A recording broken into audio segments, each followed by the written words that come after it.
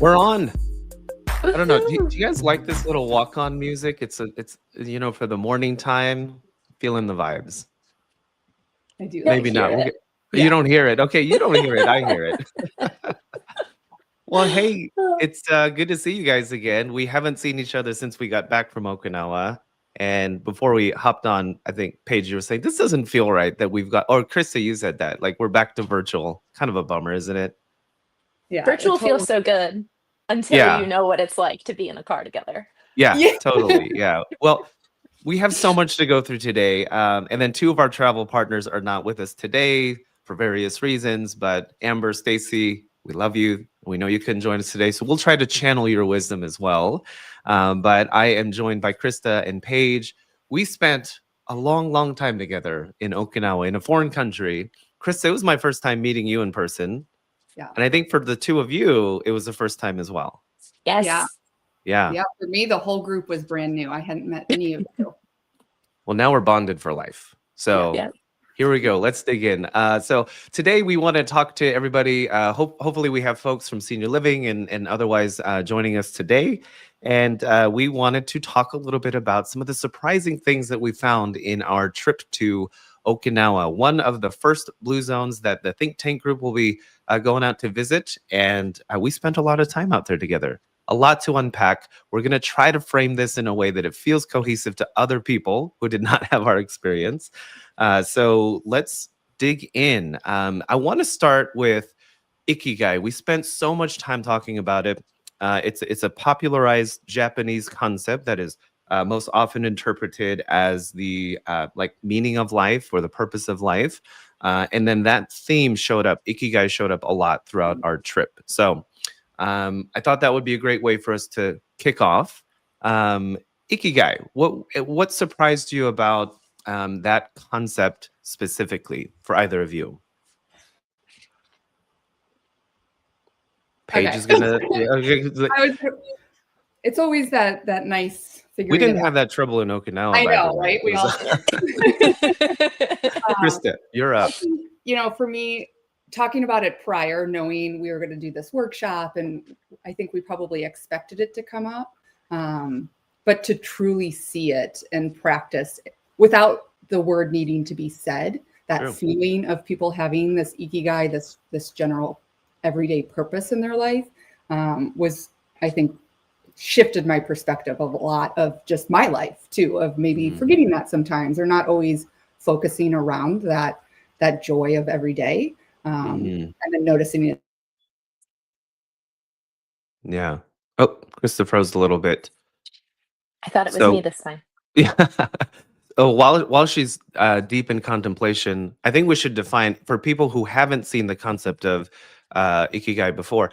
Essentially, you can Google it right now, take a look. But if you want to just listen in, it's the way that it is most often conveyed is like a four-circle Venn diagram.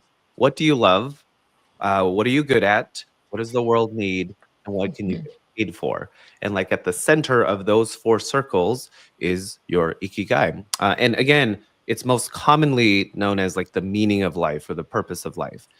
We were offered a few different perspectives or maybe a reframe of that. Paige, do you want to lean into that a little bit of anything that changed from the traditional concept of ikigai to what surprised you about the way it was discussed while we were there? Sure. I think that the way that I've been describing it since I've been back to folks who have no prior Mm, understanding of Ikigai is to change meaning of life to meaningful life. mm, And those aren't the vocab words that were used while we were in Japan or in Okinawa, but it feels like a good first step in understanding, okay, what's the difference then? If it's mm. not meaning of life, then what is it? Some of the words that Dr. Makoto Suzuki had used were it's more like seizing the day Yeah. or life celebration. um, and I found those to be far more encouraging because a lot of the things that fall in my what I love to do category don't necessarily fall in my what the world needs category Mm, or what I can get paid for category. So when we started to look at it from a You know, what gets you excited for the day, what Yeah. drives you to make all sorts of decisions and live the life that you are living the way you're living it. Then all of a sudden you can find those tiny threads that operate in all of the facets of your life, Mm. and it's really that. It's the mycelium of mushrooms, right? It's the tiny interweb that holds everything together. Yeah, yeah. We talked a lot about interweb interconnectedness, all of this stuff that connects these things. We'll dig into that a little bit. It's a great time you brought his name up, Dr. Suzuki. God, I hope I get to see him again. We spent an entire like afternoon at Dr. Suzuki's house. Krista, do you want to maybe share a little bit about who Dr. Suzuki is, or what we kind of found out about him? Yeah, sure. I feel like I should have had his title ready, but Yeah. the person studying longevity in Yeah. Okinawa, the Research Institute. I'm so bad on the spot like this. Yeah, it's okay. Okinawa Longevity Research Center, right? Yeah. Yeah. And then the Okinawan Study on Longevity. He's Yeah. 92, right? 92. Happy belated birthday, Yeah, Dr. Suzuki. coming up in December, I think. 92 in December. Yeah. Okay. Oh, then Is that then right? we're Happy gonna have to early FaceTime birthday. him. Yeah. We're gonna Yeah. have to have our karaoke song ready Yeah. to be able to sing to him. Yeah, Dr. Suzuki is a gerontologist, cardiologist, researcher. He has the world's longest standing research going about longevity. So if you want to talk to subject matter experts about longevity, he's kind of the big name, right? Certainly in his circles. So it was really cool to be able to sit in his living room, and then we could look up at the balcony and see the shelves and shelves and shelves of files and research. It was a little intimidating. It was awe-inspiring, actually, to look up at that. But let's talk about Dr. Suzuki and Ikigai a little bit. He was definitely living his Ikigai. We got a few glimpses of that. What were y'all's impressions of Dr. Suzuki, and is he living his own Ikigai? I think that Yeah. sorry, Paige, the thing I remember about him the most, and I think will stand true for a while, is just the joy that came out of him Mhm. in his conversation, like genuinely happy. I think there was some conversation about just our interest probably helped engage him a little bit more than maybe other interviews he does. But knowing that he is doing his life's purpose and feels that every day, and he still has so many plans and a future, and nothing is stopping him from continuing the work that he finds so purposeful. Yeah. Paige? Yeah, without a doubt. There was no part of me that left his house wondering if he was living his ikigai. Mhm. And somehow I felt more connected to mine, having been Mm. connected to him, right? I think when we were leaving, like leaving his driveway, I kept it's so clear that he's intrinsically driven, right? He is driven from something within him, his ikigai, and regardless of what happens with his research or what the succession of his life's work happen, whatever happens with that, he's still living his ikigai. And that's something that's been sitting with me for a while. Is Mm. it really doesn't matter what all the rest of the audience is thinking, feeling, saying, right? We all hope to have this big impact, Mm. but at the end of the day, he's doing it because it's driven from within him. Mhm. Man, I love that. That actually helped fine tune a little bit of the feeling that I was having. And Mm. this is the magic of our group. It's like my aha moment helps your aha moment, then it helps my aha moment, which is beautiful. But yeah, that helped me think about with Dr. Suzuki. One of the things that felt a little almost sad for me, and I'm sure other people felt tinges of it as well. We asked Dr. Suzuki, like, what do you want to have happen after you pass away, when you've lived a long life and you feel great about everything you've done? What do you hope happens with your research? And I think what surprised me about his answer, first of all, his straightforward answer was that I need to find a successor. I need to find somebody that can kind of take this on. And we gathered through the conversation he's had trouble finding that. So Mhm. it's not like one of us could just jump in and do it. I gathered that he talked about like somebody who's either a physician or has some deep qualification for the research part. The second thing that was very striking to me about that was, even though I could sense that he had this feeling of like, I hope it happens, there seemed to be no dread about it, right? And somebody who's done 50 years worth of research, his life's work in so many ways, to be detached from it, from his own ikigai in that way, it's so profound. And I think I think so much about legacy, and I think a lot of us do as well. Maybe that's what you're referring to, Paige, of Hmm. like the impact and the waves of our work. And here's this guy who is, in my mind, the authority of ikigai and longevity, and he was like perfectly ready to talk to us about pickleball. Like he picked up pickleball while he was visiting Washington D.C. and it's like, oh, that's the net in his backyard. Really inspiring.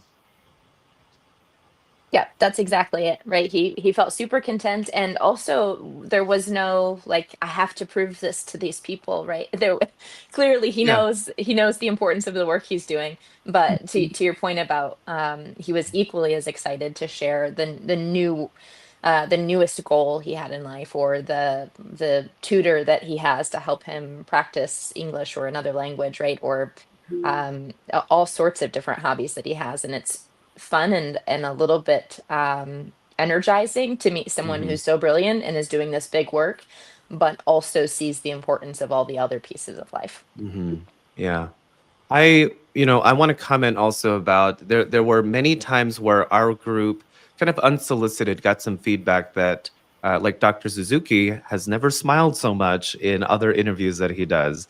Our homestay guests, similar feedback about like you guys were their favorite group. What do you make of some of that feedback that we were given? I have some thoughts on it, but I'm curious about what you think about what we brought to the table and why.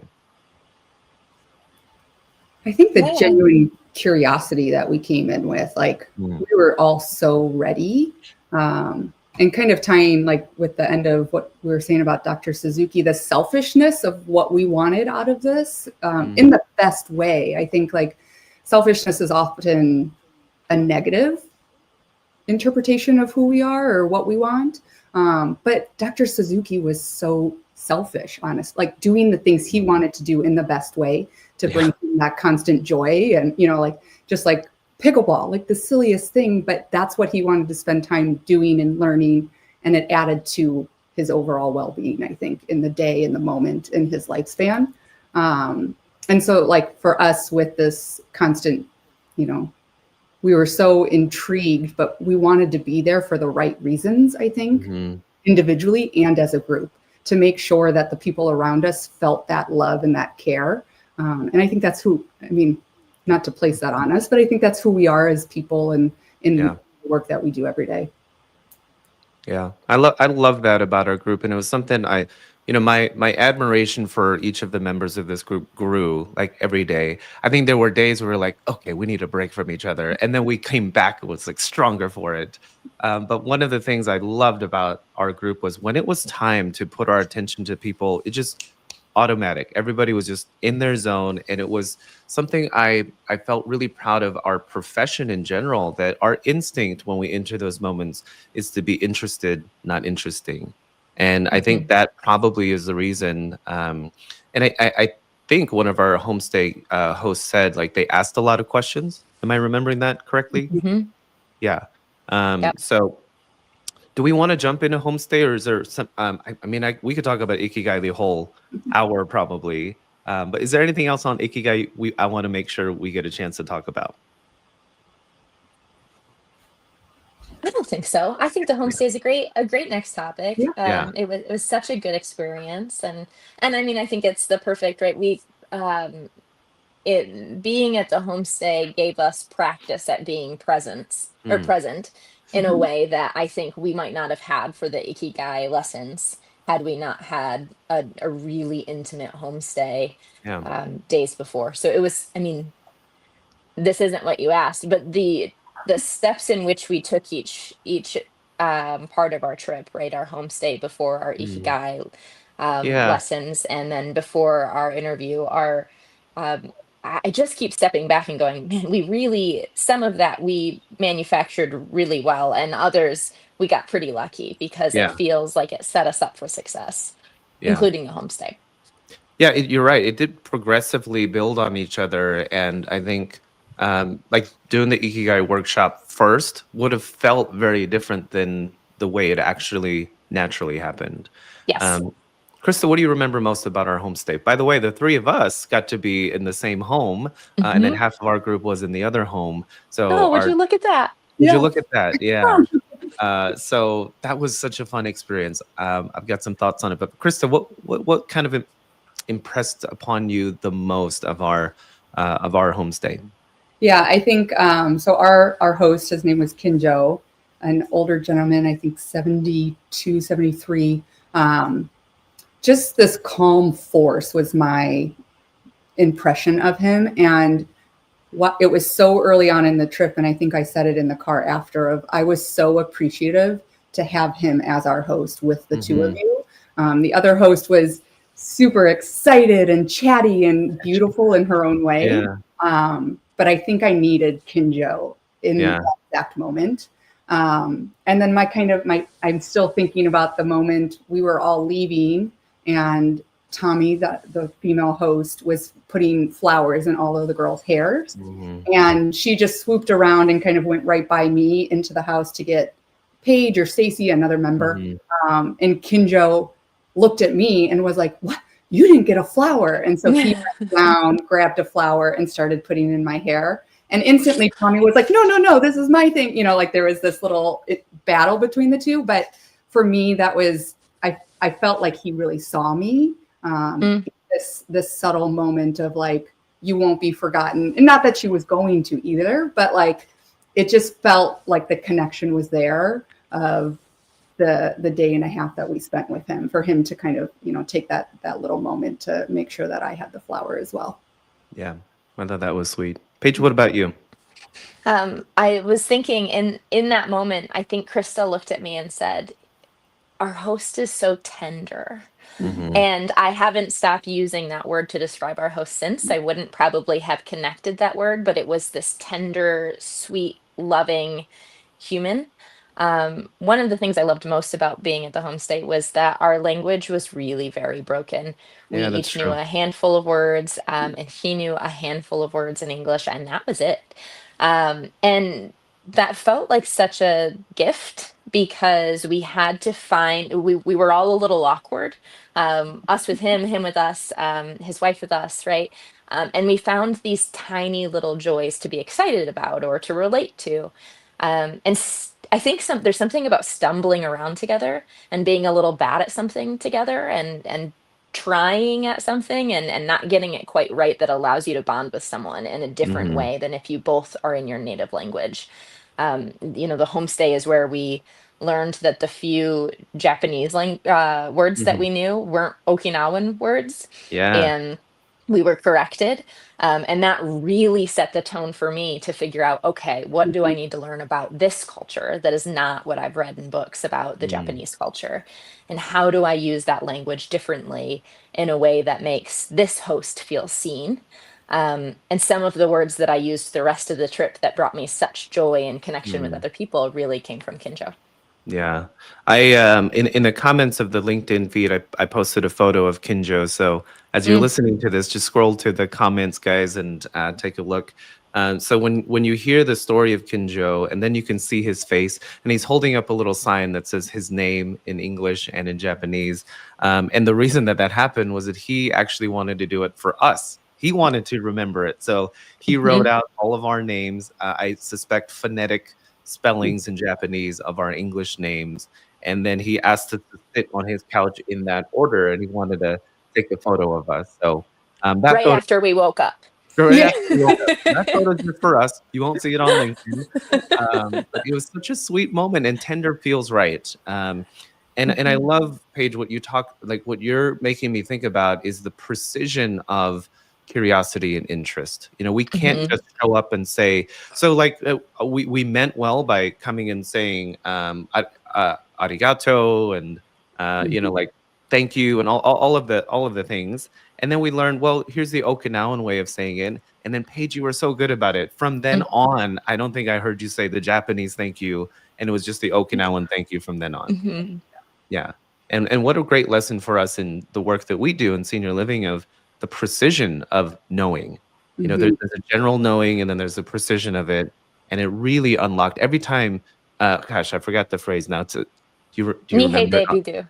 Mihei David do. So every time I heard Paige say, because she was really the one who really remembered that. Mm. Every time she said it, it was like we gave everybody $1 million or something. They had such expression of like, oh, like they kind of giggled every time they heard it. Giggled with surprise and graciousness. I think out of all the things, that's been the thing that surprised me most about this trip. And I've been surprised to be surprised by it, right? But Mm, I've probably my poor husband is probably so sick of hearing me talk about just putting yourself out there and speaking another person's language. But I keep mm, finding every day since I've been back, I find examples of how important that is, right? yeah. Just like being willing to put yourself out there and use the Mm, language that's most comfortable for somebody else. Or being willing to missay something or misdo something, but with the effort and the mm, vulnerability of trying to meet someone else in their way, right? Just to have that in the effort of connection. yeah. And I think about it daily because I see it in the workplace and I see it in my personal life. And I found myself going, okay, can I just say Nihei de bidu with a terrible American accent Hmm. to this person in this moment and have an opportunity for connection? Yeah. That's been probably the most surprising thing for me for the whole trip. Yeah. Surprised that I'm surprised. That's a good way to say that too. And Yeah, because it's obvious, right? yeah, yeah, and it's a beautiful thing to think about. If, even if you expand Mhm. language, like expand that out a little bit further of Mhm. love language, or your preferences. Yeah, And when we talk about like person-centered care and dementia care in particular, I yeah. think it falls so short of like this type of insight, that what we're really Hmm. talking about is be awkward enough to be in their language, metaphorically speaking. Exactly. I really, really love that. And that looks sometimes like we don't have a verbal language, but we're finding ways to connect over the cat that ran through the house, right? Mhm. Or you spilled something and I giggled and then you giggled and we had this cute moment when we cleaned it up together. Like that's so true in senior living. You don't actually have to have the words in the moment. Mhm. Yeah. I hope I get to see Kinjo again too.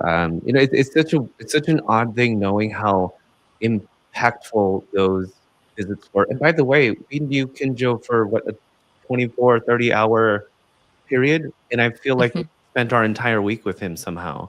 And I think there's a lesson there too, that the impactfulness of our time together has really a lot more to do with intention and purposefulness rather than the length of time. I learned so much from him. Um, let's keep going with some surprising feelings and observations. We got a chance to spend time in both city, kind of urban centers of Okinawa, and then more rural areas of Okinawa.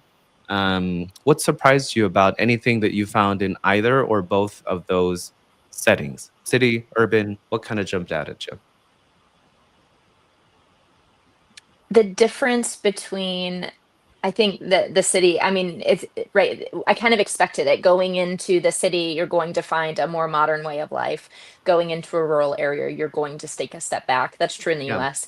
But the breadth at which that was true surprised me. It really felt like two completely different countries to be yeah, downtown Naha versus Higashi Village. They yeah, felt like two completely different islands. yeah, Yeah, the span of space really was so small. Like from one Hmm. to the next was maybe 3 hour drive. yeah, That might be too long even. I think the whole Um, island is three yeah, yeah. hours, Whole right? island. right, from tip to tip. So, Mhm. it was so fast when we started. Like Amber and I were the last to be picked up, and we headed right to the mountains type, like Hmm. into rural. So like I didn't even have a chance to really see the city besides driving through. And then to do kind of this rural experience and come into the city, it was so fast of like Mm, this beauty.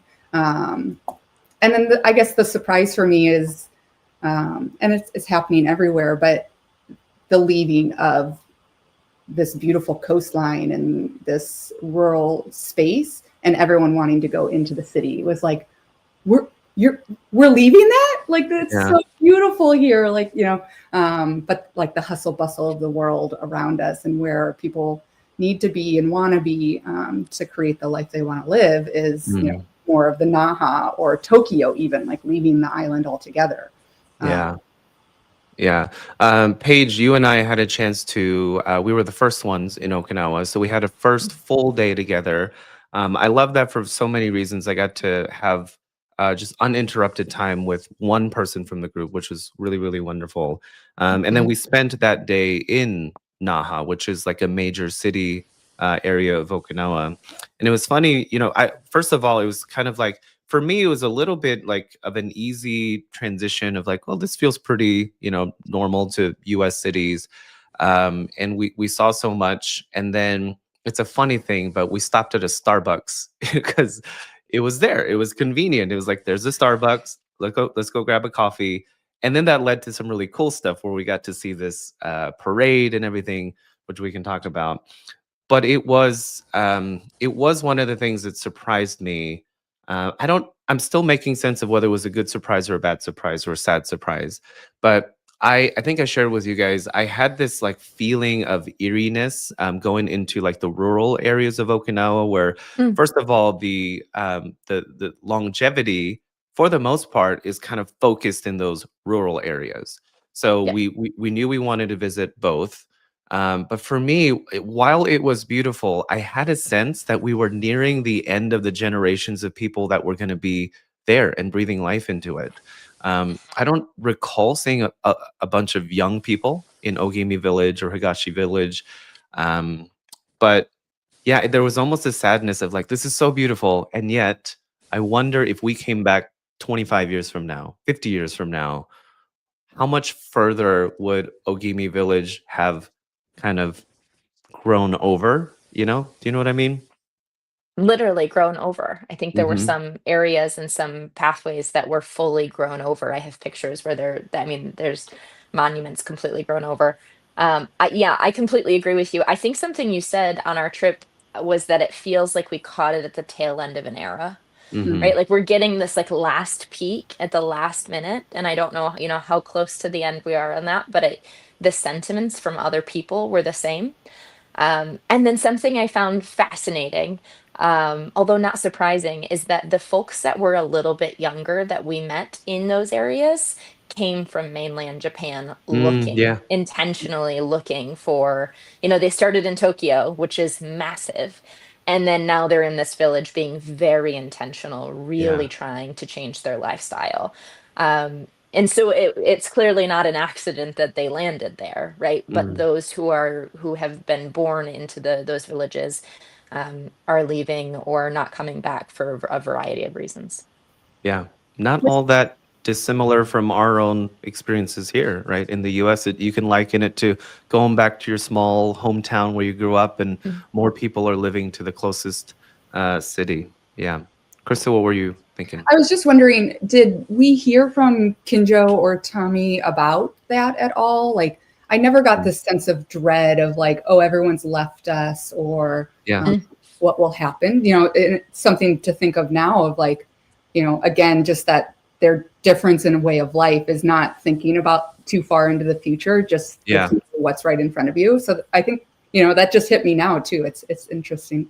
Yeah. I think you almost We- answered your own question Right. as you were going through it, because I have the same sense that the word dread doesn't match any of the older persons we met there. It was just like, and that was one of the things. So as I've been back, team members, friends, like everybody's been asking, how was your trip?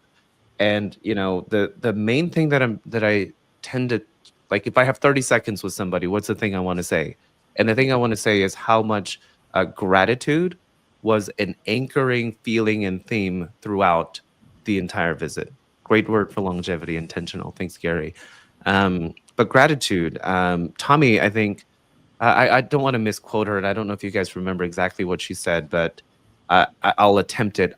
We were sitting around her table. Most of our time at her place was spent around the dining table, by the way, Mhm. which totally makes sense for her. But I think it was around the discussion about her Ikigai. She was talking about like gratitude and like just look for gratitude in everything. And I think she said something like, it just lays at your feet, right? I think it was Mhm. in that conversation. Right at your feet. It's right in front of you. Yeah. And it's so beautiful, so poetic, and it really hit me quite hard. There, on a different day when we were doing the Ikigai exercise, one of the folks we met with, she and Dr. Suzuki, who worked together, Crystal. So Crystal talked about the concept of a big Ikigai and a small Ikigai. So big Mhm. Ikigai, maybe a little bit more towards what we might think about a lot of, like this big grand purpose that we're striving to. And then she had us go through an exercise called Little Ikigai. She gave us 5 minutes and she said, write all of the small little life pleasures that give you joy. It could be going for a walk, having a good cup of coffee, just write for 5 minutes. You guys remember that experience of what it was Krista like. had the most. Can, Krista can we had just, the Writing most. for so one moment, fast. Krista had the most. Yeah, there was smoke coming from Crystal's direction. I was in Anyway, it. when we finished, I remember Crystal saying, "Wow!" Like she was surprised. She was like, "Most people have a challenge with this. Like they write Mhm. 4 or 5, things, and then they get stuck." I didn't even realize it was a thing. I was just like, "Okay, everybody's just still writing." And then we got to like 30, 25, 35. I mean, like we just ran out of time, Mhm. right? So Krista, did you have 48? I don't. I think she had 50, 40, 48.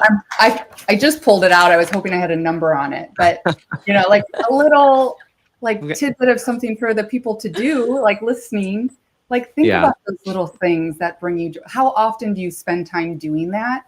And I think that was, for me, a surprise of this trip of like to let all of LinkedIn know I was the emotional one. Like this was when people ask me about the trip, it was life altering. I barely can put it into words still. Like I'm still conceptualizing and understanding what we went through because I think it came in a point in my life where I knew change was coming or needs to change.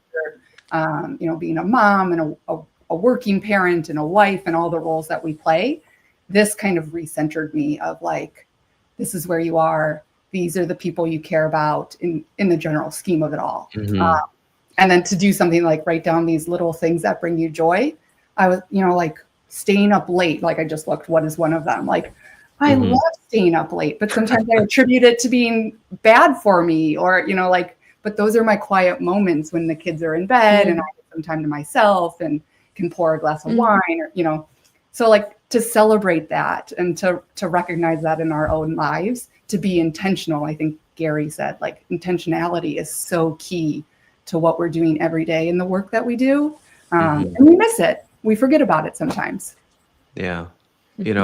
We, in the work that we do, have to feel this for ourselves. I mean, imagine the ripple effects of people downstream from, the epicenter, us being the epicenter of that kind of reflection and then being able to change, the way that we approach things.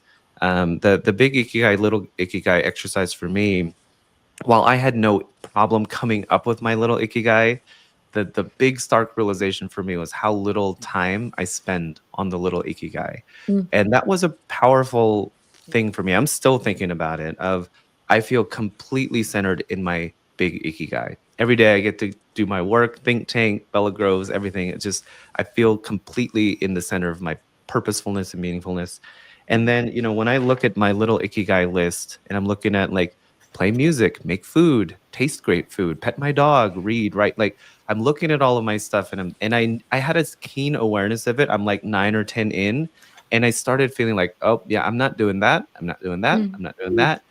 But I knew what they were. And so that was one of the big personal takeaways from my trip to Okinawa was that having an awareness of your Ikigai is only step one. Practicing your Ikigai is so important. And I think we can't get so lost in the like legacy or long-term impact of our work to where we are not living the things that we're trying to create in the world. Paige, what were your reflections from the Ikigai exercise? I think I had two. A few years ago, I dramatically changed the way that I was living, and I feel in a lot of ways being out there, I kept feeling like, okay, this isn't life changing, but it's so affirming, right? I am doing those things, and that is right. But one of the things that felt so powerful to me was that a lot of what we were studying wasn't how to, what is your ikigai or should you practice those, right? We know those innately, but it's that being around other humans who are Mm, willing to practice and put their ikigai at at their feet and to see it and to honor it gives us permission to do the same. And so I think we tend to think, wow, I shouldn't do these things because I should be doing, insert anything here. But really, if we prioritize our ikigai, we are setting other people up for success to do the mm, same. We're giving them permission to do so. We're empowering them to do so. And that mm. felt to me a bit of a green light to go, okay, really focus on your own ikigai and live that, that truth and that joy because this is good for you, but it's also good for others. And Yeah. it's not as selfish as we attribute it usually. Yeah. Yeah. I was feeling that selfishness, like it's not bad. It's a good thing. Like to be selfish for yourself lets other people be selfish, and we can celebrate each other in that. Yeah. Exactly. There's a virtue. I think there's a phrase popularized by a philosopher about that, of the virtue of selfishness. And I think the first time I ever heard it, I was like, it sounds like such a paradox. But Mm, the more that you dig into it, it's like, um, one of my big life aha moments is like, if you had a room and you could fill that room with all the people you love, everybody you care about, everybody you've ever cared about, everyone you'll mm, ever care about, put them all in a room and ask yourself, what do all of those people have in common? And they won't be from the same hometown, they won't be friends. You'll realize the only thing they have in common is you. You are the only mm, connector of everybody in that room. And so if you take on this idea of like the virtue of selfishness and self-directed self-mastery, I talked a lot about self-mastery. That's where all of that comes from, is that when you improve yourself, it affects everybody in that room.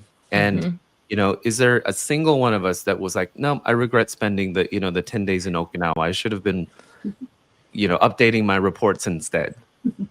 Some of us did while we were on the trip, but still, there was not an ounce of regret of like, Guilty. right. We still had to work Guilty. while we were there. Yes.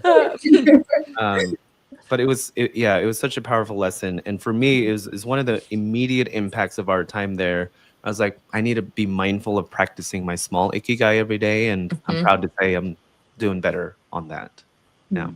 mhm, Um, let's go to, so we had somebody talk about the word longevity. I think it's a great way to kind of bring this home.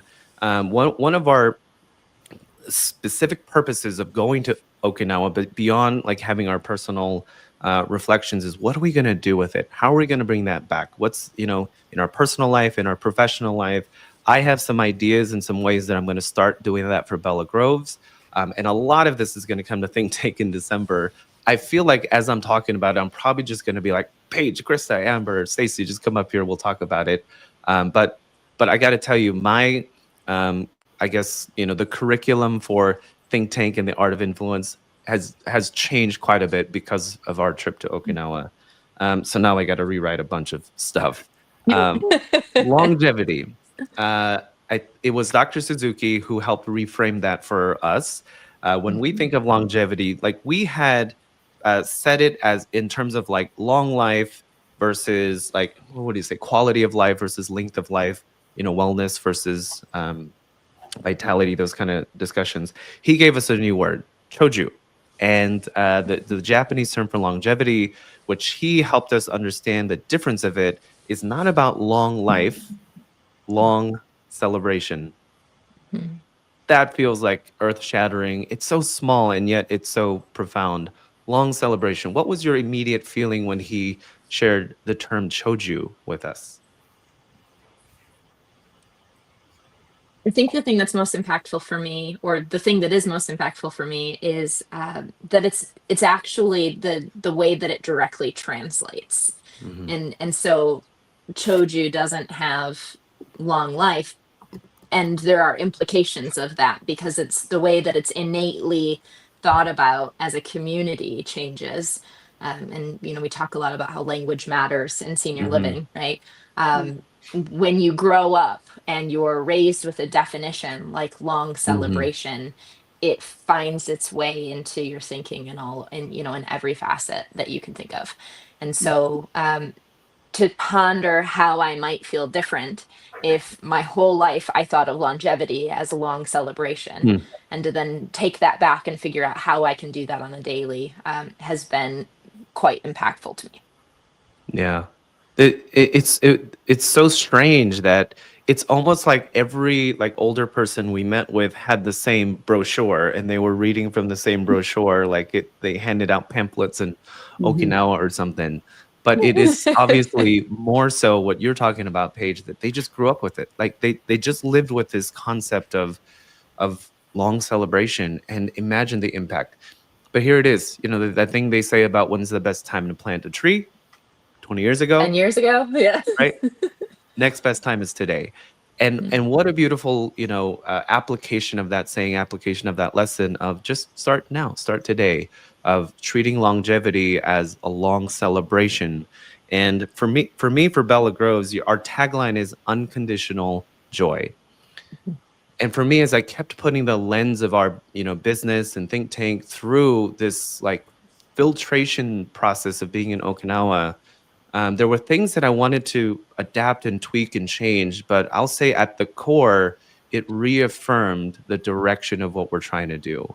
And so when we think about unconditional joy for people living with dementia and their loved ones, their family, and the greater community, this idea of changing the way that we think about things like life stories is something we talked about during the workshop.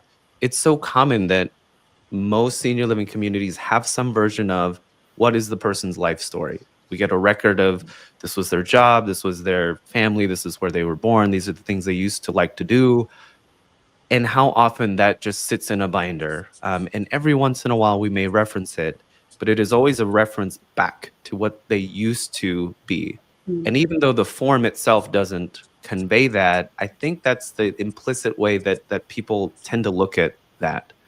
And I thought, what a beautiful thing it would be to, instead of having just a life story, having an ikigai. Like if we had a ikigai list of our residents, like what gives you joy right now? The little life pleasures, what gives you joy right now? And imagine giving a caregiver that, arm them with their little joys, and then give them resources to be able to execute that. I think that's something that I'm immediately going to start implementing into Bella Groves. Did y'all have any, just out of curiosity, is there anything that felt impactful and immediate to you where you're like, I'm going to start kind of shifting my work or like influencing the work of our organization because of an experience you had? That's hard. Go ahead, I just Paige. thought, right, It seems like everything question at the shifted end for of the me. conversation, James. Yeah. It felt like, like again, for me, this life altering experience, and not only the people and what we experienced in Okinawa, but the time with you guys too, like Yeah. as a group to go. I think I did a lot of thinking beforehand of like, can I be with 4 total strangers plus a daughter and someone's husband? And I've never met these people. Like, what is this going to look like? And it was so beautiful and magical. And, for set up for the people who don't know, like we started sleeping in the same rooms together. And we moved eventually later in the week, we got hotels and independent space, but like we were all in right away, packed in these tiny little cars. Like we couldn't escape each other even if we wanted to. And there were these bonding moments that just like, I think I said it throughout the week, like we crammed 4 years of relationship building into a week. Yeah. Like James, you started this off with like, we're connected for life now because of this. And Yeah. I loved that. So yeah, I'm still figuring out, like the specific deliverables in my life, but every morning I wake up kind of like, okay, what were you feeling in Okinawa and how can you make that feeling today? For myself and professionally, personally and professionally. Yeah.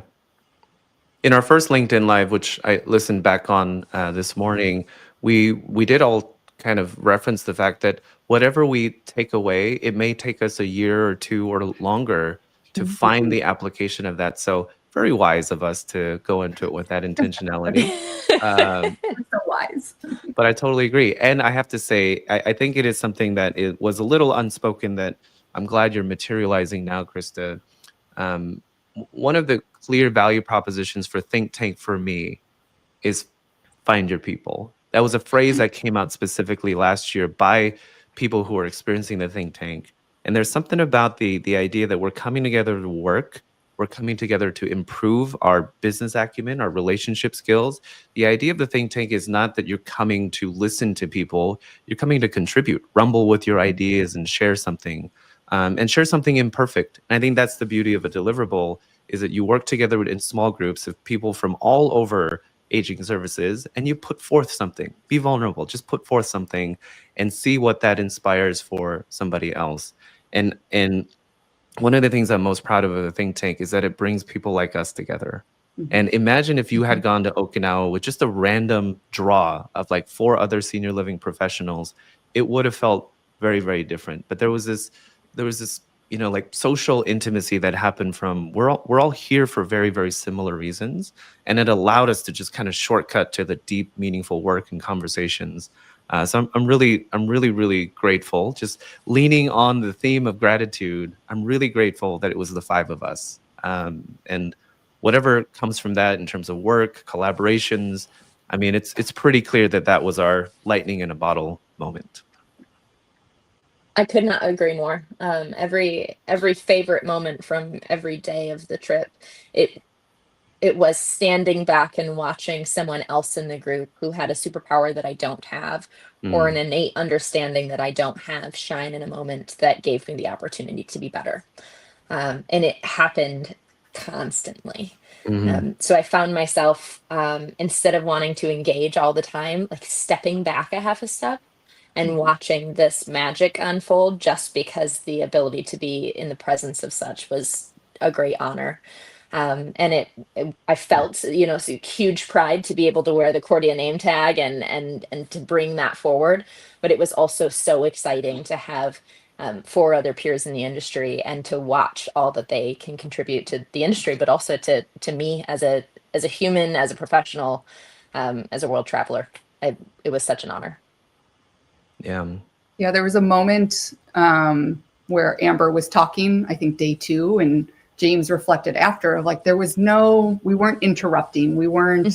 There was no competition with all of us, which, like, I don't know, to go in with 5 professionals in a field who, are doing incredible work independently in their own, ways. We were all there to learn and become better together. And I think that's really beautiful. Yeah, I love that moment. We stayed at a coffee farm. By the way, if you're ever traveling, get Paige to book your stay. Period. No further explanation needed. So I'm here for the experience. One of our first nights together as the entire group was to go out, and we stayed on this beautiful coffee farm. And when I initially heard it, like, going through our conversational threads, I was like, okay, coffee farm, sounds good. And then we drive up, and then we go up the hill, and then we're pulling into where the cabins are. I'm like, wait, how much are we paying for this? And it's like, I don't know, the equivalent of $60 a night per person. And it's like, how did we find this? Well, Paige found it. The view. I like a good view. I like a good view, but it was so magical being in nature. Oh my God, that was one of the other profound things of being in Okinawa, was how powerfully impactful nature is to me. There were so many moments where I was like, I just got to stop whatever our agenda is, and I just have to sit here for a minute. So I need to find more moments like that. That moment that Chris is describing, I think it bears kind of fleshing out a little bit. We were all sitting around in one of the cabins. We were kind of decompressing and thinking about our experiences that day. And then one of our group members, Amber, started talking about something. And it was so striking to me because it's so rare that it happens. We're in the room and Amber was talking. And then, naturally we fall in conversation. We go up and down in conversation. And I just recognized it was like 5, 7, 10 minutes. It just kept going on and on and on. And I realized nobody else has spoken. Maybe asking a clarifying question or asking her to go further. But nobody was like, oh yeah, you had that experience, I had this experience. And I realized what the rest of this visit was going to be. The rest of this trip was going to be a lot of that, of everybody having their moment, like Paige said. There were all of these beautiful moments where like at Village Sanaha, Krista, that was clearly your moment, and it was really wonderful for us to just be like we all felt like honorary members of OMA for about 2 hours. Mhm. Yes. Do you want to talk a little bit about the experience there at Village Sanaha? It was so Yeah. rich and Gosh, personal to you. I'm just gonna cry. Yeah. I feel like you guys are Try waiting not to cry on for it. LinkedIn, but go for it if you. Yeah. Yeah, so Village Sanaha, we got to kind of run, I'm calling it a OMA-esque program. It was OMA inspired.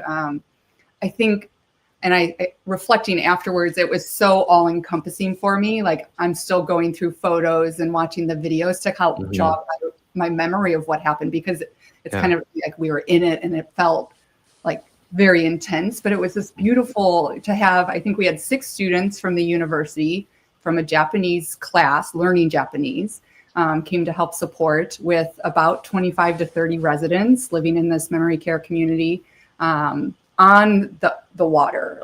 And we got to meet not only the Kaito, who is the manager of the property, but his dad, who opened the property. And I think a little takeaway for him, the owner, was he wanted something beautiful for these older adults. He was like, we live on the ocean, it's beautiful all around us, but all of a sudden we put these memory communities where they can't see the view. And so that was kind of like a really impactful moment of like the intentionality of wanting this space for these people, and making sure they had this beautiful view. But running OMA, not knowing any Japanese, having these students support was really just magical. James had me at the end. He came up to me and said, Krista, go just self-reflect on video real quick before you lose all of this. And I'm so glad you made me do that, James. I'm crying in the whole thing, of course. But it was, you could feel, like I watch it and I feel that energy still like reverberating through me, of that impact and the ability that for me, of course, the art had in that moment to bring us all together.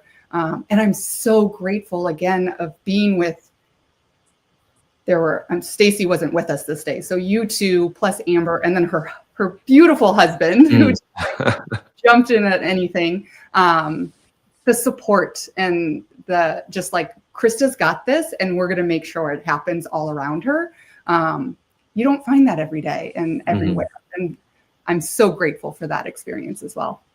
Yeah, I think, having those moments with all of us in some way, no matter how successful the organization might be or you might be individually, we all have moments of self-doubt of, am I where I'm supposed to be? Am I doing the most impactful thing?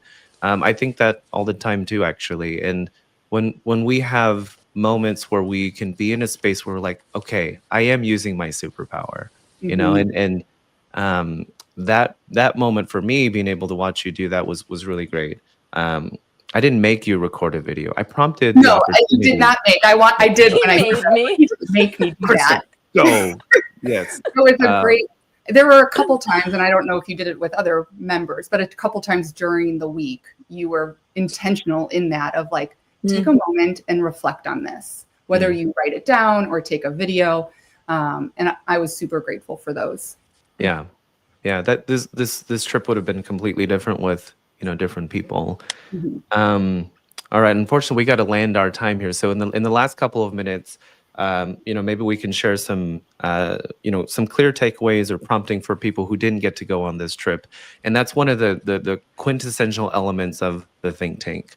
Is first of all, nobody gave us permission to do this. There was no reason to do this other than let's go, let's do this. And in some way, was partly inspired by last year. There's a small group who put forth something about blue zones, and then something in my brain was like, hey, that would be fun for the next travel group for Think Tank.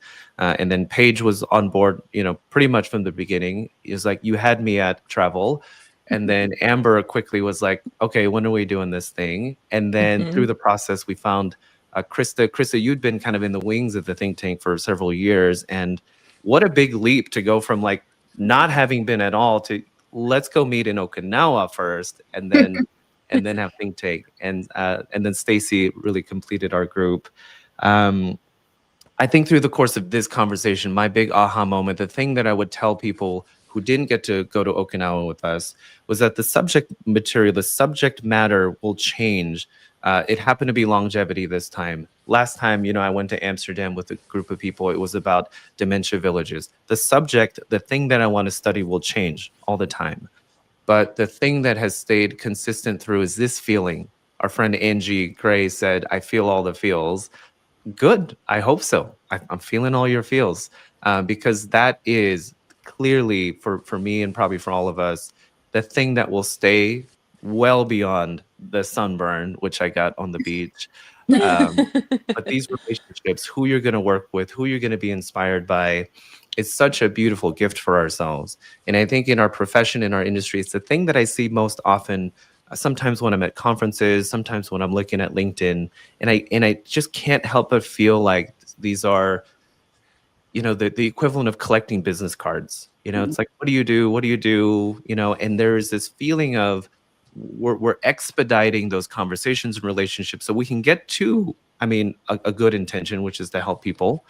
But if you're not living your Ikigai all the time, if you're not practicing your Ikigai all the time, if you're not practicing intentionality all the time, that was such a big reminder for me. Live my little Ikigai, and that is going to help everybody else who's in that room, in my room. So that's my takeaway. That's my bit of advice, is be intentional, gather around the right people, and your entire life can change. Paige, Krista, in either order, any key thing that you would want to share with people who didn't get to go on the trip? What would you want them to know walking away from this? Everything we learned on the trip can still be accomplished in the US. Mhm. We glamorize Okinawa, and it was lovely and beautiful, and I absolutely loved it. But the key and the biggest, most important lesson that we learned was to take this home and live it in a way that makes sense for our lifestyle. So if you're interested in, in Ikigai, or you're interested in building pure relationships that both help your professional journey but also help your soul, and do it. Right, it's so much easier to do than you think it is. Right, you just have to do it. And what's that, I recently read a saying, like, jump and you'll find the landing, or the landing will appear. Mm. And that's really what the five of us have done. But I would love nothing more than to see this happen, on the US side too, or locally, because that's really where the work gets done. Yeah, love that. And 100% true. All of those things can be applied here.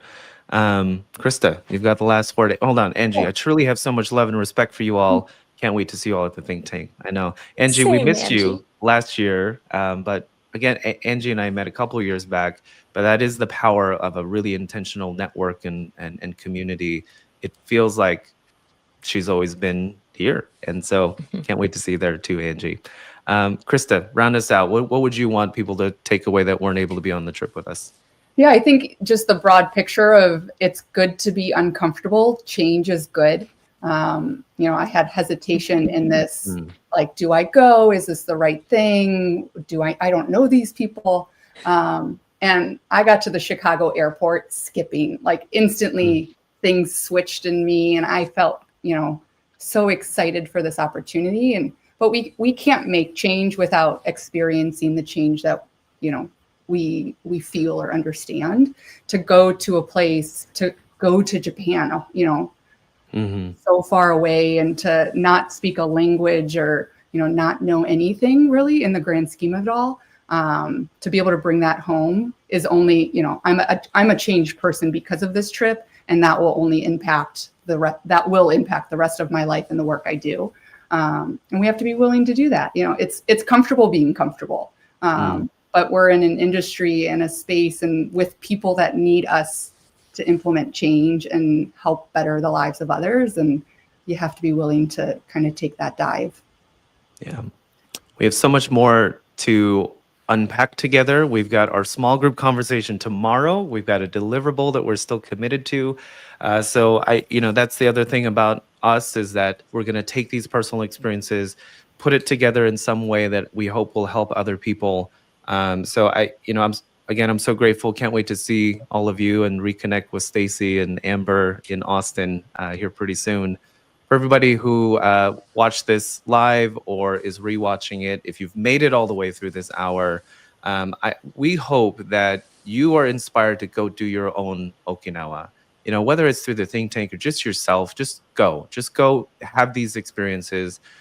We all are busy. All of us are busy. We kind of paused, you know, home life and work life, and but I'm so grateful that we did. And so I hope you feel the permission to go do the same, and then share that. That's the other part of what we're doing here is we shared our intention before going. We shared our stories as it was happening, and we're reflecting and sharing that here through LinkedIn Live. So have the experiences, share it with other people. You never know who you're going to inspire to go do something really big and impactful. Paige, Krista, thank you. Can't wait to see you again in person. For everybody else, have a great day. Happy Halloween tomorrow. We'll see you for the next one. Bye. Goodbye.